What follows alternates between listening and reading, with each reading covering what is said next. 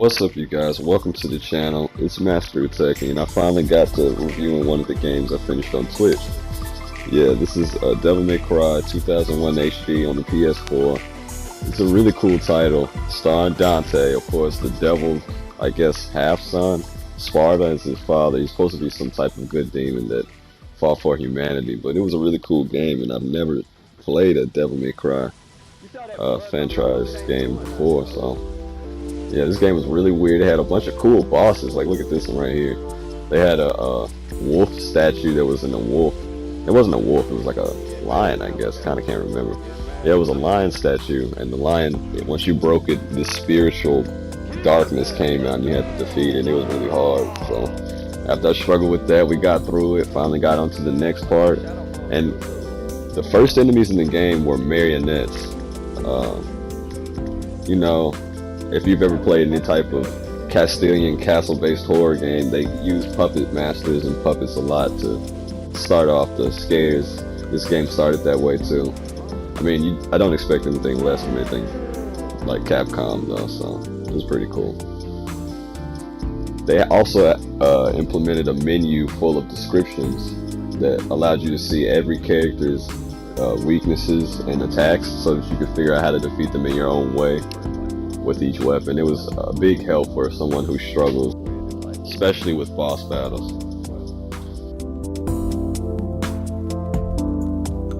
These are listed in the menu, by the way. Alright, this is one of the best parts of the game that I thought. There's this cool underwater section where when you dive underwater, your controls become inverted and you actually have to swim through and destroy boxes and stuff to collect the red orbs that you use to buy stuff in the game. You don't have to backtrack a lot to get them. You can pretty much get as many as you need on your way to every boss in each mission. There was only 23 missions in this game though, and 2 of them had the water level.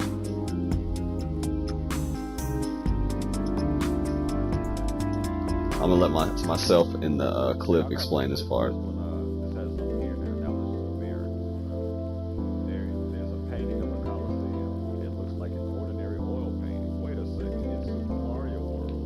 Yeah, it made you think about Super Mario World.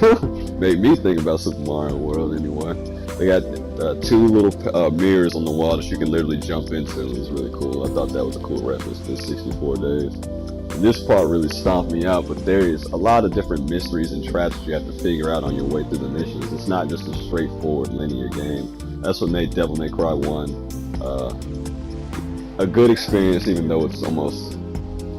Oh, it is 20 years old now. Damn, this game is almost as old as me. This was one of the reoccurring Griffin bosses that was relatively easy if you just jumped around and shot him in his face with your devil's powers, as I like to call them. That was one of the best parts about the game, transforming into your devil form to finish off bosses really quickly when you don't have much health or heals. You can only bring 1 vital star with you at one time anyway. Ooh, Mr. Phantom. This dude pops up on you in so many different places. I'm not going to spoil it for anyone that wants to try to beat this game now in today's age if you haven't played it yet, but he pops out all over the place in many different missions as a boss, and you have to defeat him to move forward every time. This was the last time though. Spoils.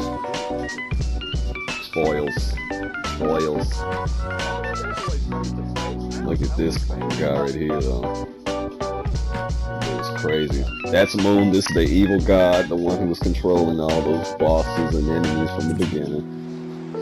Look at him. He thinks he has God's powers, or whoever, the universe, whatever you think. What do you do? You have to fight him in your father Sparta's demon form, I guess. And this part, I thought this was the final boss, but it turns out Moon just doesn't go down easily. Or without a fight. You have to fight him at least 3 times, I think. Spoilers right here. These are the clips of the last few fights that he gives you. Yeah, he gives you because you don't have to fight him. You can join him if you want to. According to the game's lore, you obviously aren't going to do that, right? No. You don't have that choice.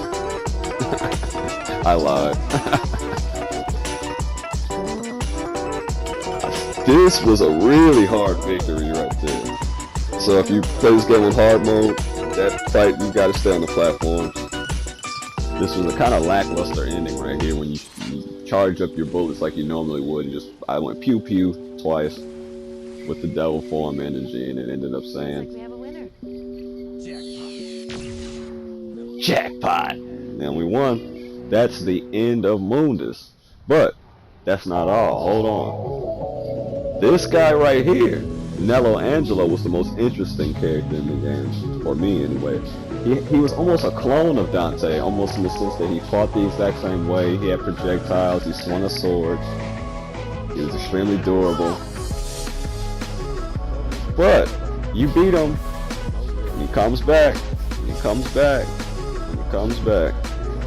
And the craziest thing about it is he had some type of amulet that made Dante remember his childhood. I haven't played the other games in the franchise yet, but I'm assuming that he has some type of relation to him, especially watching them fight, you know. It really showed that I think they have similar teachers or something. Might be brothers.